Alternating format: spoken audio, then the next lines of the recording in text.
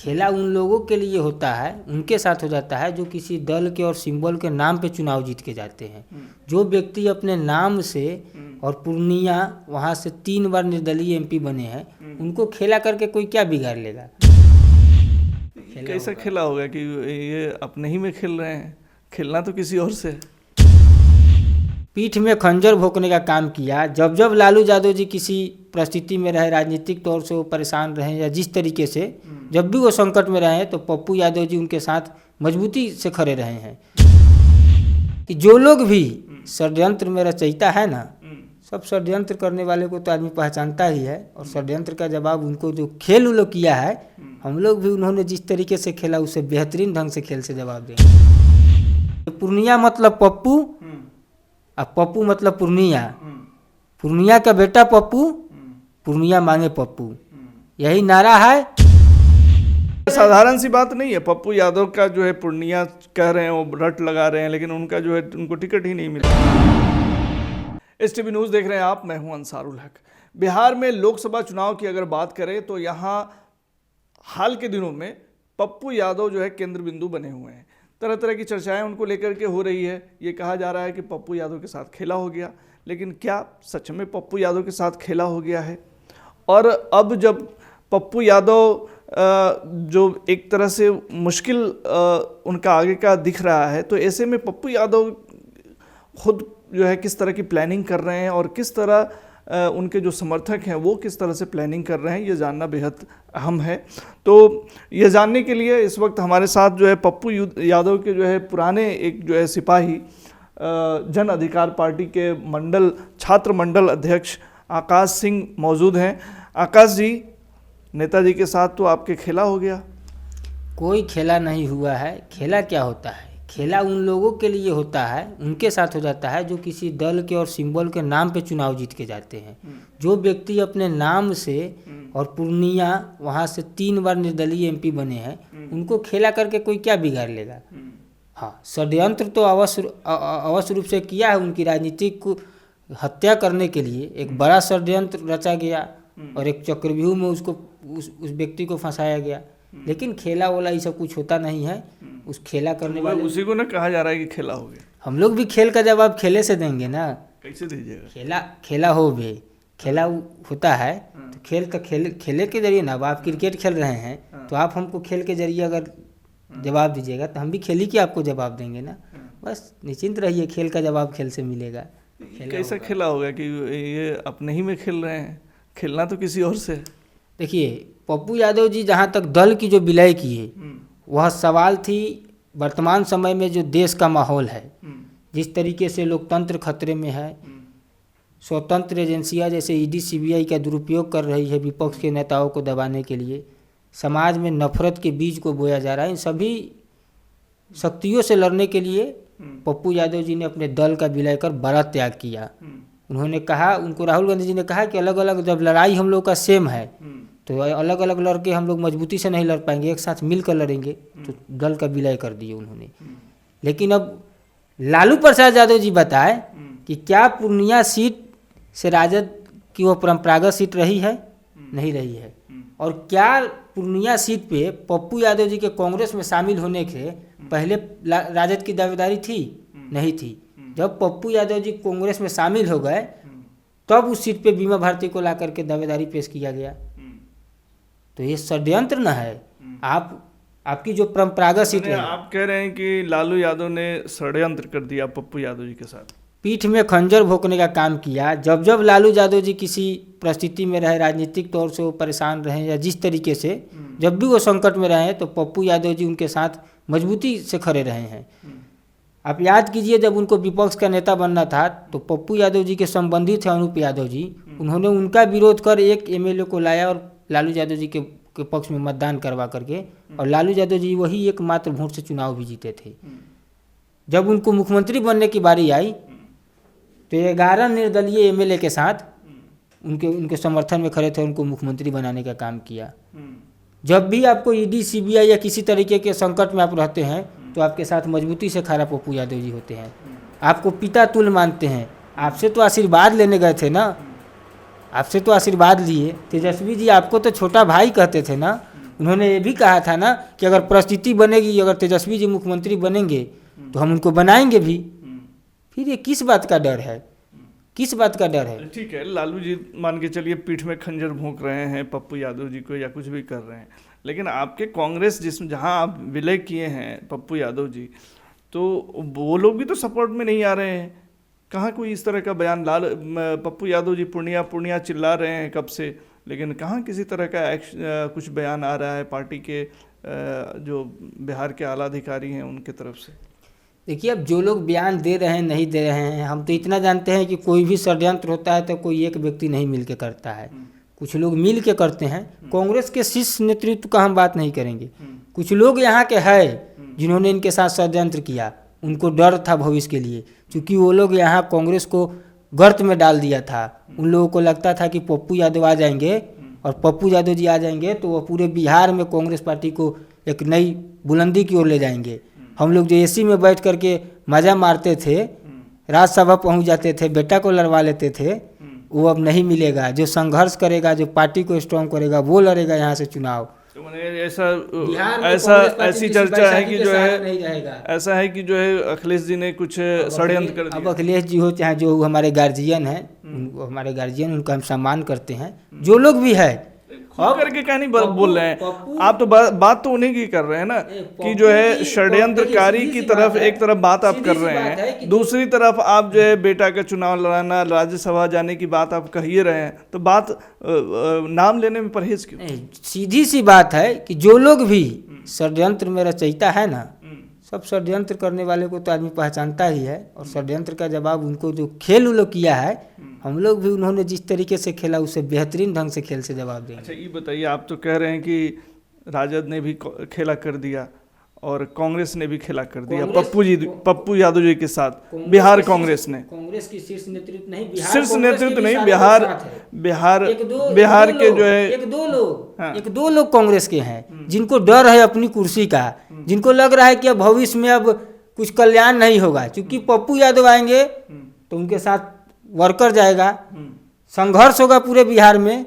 बिहार में कांग्रेस पार्टी अकेले बलबूते अपने बलबूते खड़ा होगी, किसी के बैसाखी की जरूरत नहीं होगी।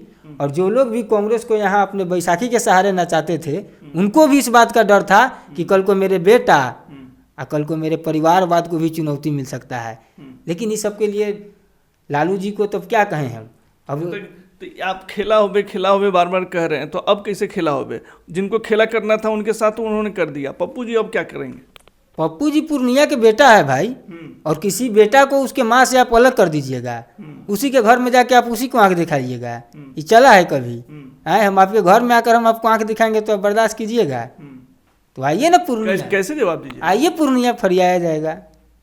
पूर्णिया के बेटा है पप्पू यादव, और पप्पू यादव जी ने कहा है कि पूर्णिया मेरी माँ है, हम किसी राजनीतिक परिस्थिति के कारण छोड़कर पूर्णिया चले गए थे, अब हम अपनी माँ से अलग नहीं हो सकते, दुनिया छोड़ देंगे लेकिन पूर्णिया नहीं छोड़ेंगे।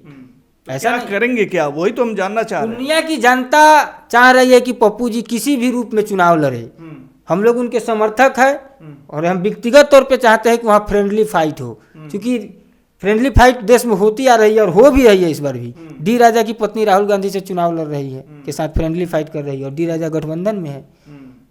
तो हम भी चाह रहे हैं कि पूर्णिया फ्रेंडली फाइट हो, आए देख लिया जाए कि सिंबल वाले में दम है कि पूर्णिया के बेटा में दम है। आइए।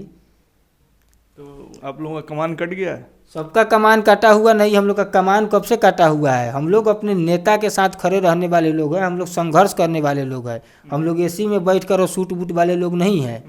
कब जा रहे हैं आप लोग पूर्णिया? कब जा रहे हैं? नहीं, हम लोग को विरासत में कोई चीज़ मिला है, जो भी मिला है संघर्ष के दम पे मिला है। अगर आज आपके पास बैठकर बोल भी रहे हैं तो संघर्ष किए हैं, और उस संघर्ष में और इसके काबिल भी बनाया है तो आदरणीय पप्पू यादव जी है, जो हम जैसे बच्चों को काबिल बनाया कि आपके सामने आज बैठ के बोल रहे हैं। तो कब निकल रहे हैं आप लोग? एकदम हम लोग बराबर आ ही जा रहे हैं, वहाँ 1 साल से कैंपेन चल रहा था, सब में थे, फिर निकल रहे हैं, कल निकलेंगे। कल निकल रहे हैं? कल निकलेंगे एकदम। तो क्या तैयारी है वहाँ पे नॉमिनेशन वगैरह का? 2 को नॉमिनेशन होगी। हाँ, 2 को नॉमिनेशन होगी हर हाल में।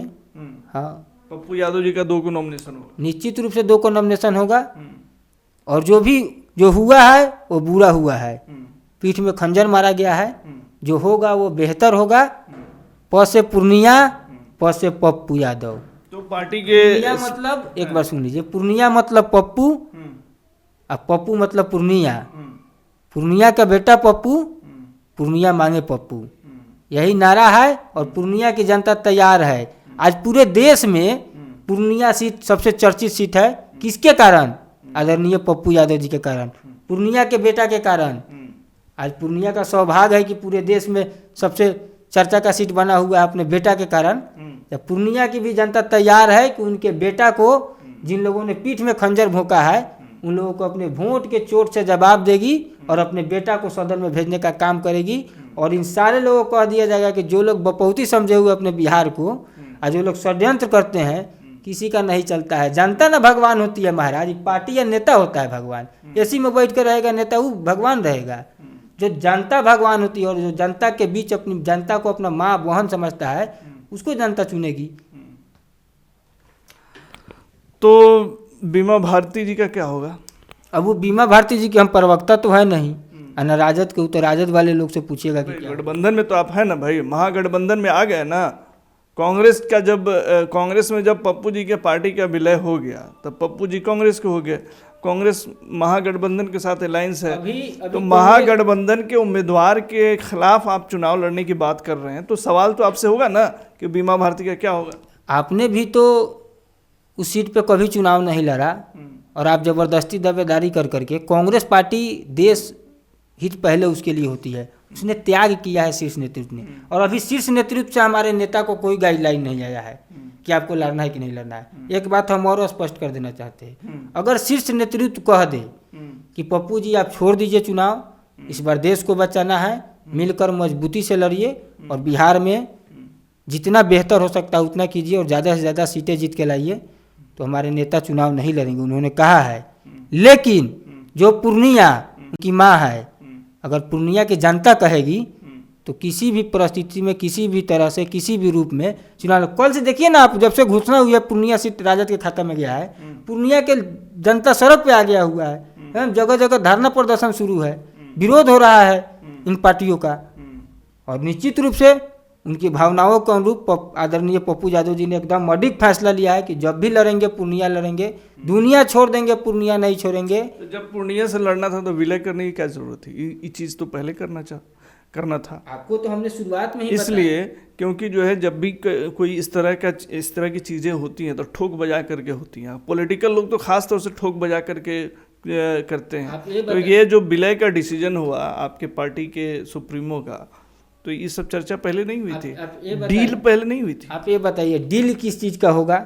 यहाँ देश बचाने की बात थी और पूरी दुनिया जानती थी, पूरा देश जानता था कि पप्पू यादव पूर्णिया से चुनाव लड़ने की तैयारी कर रहे हैं।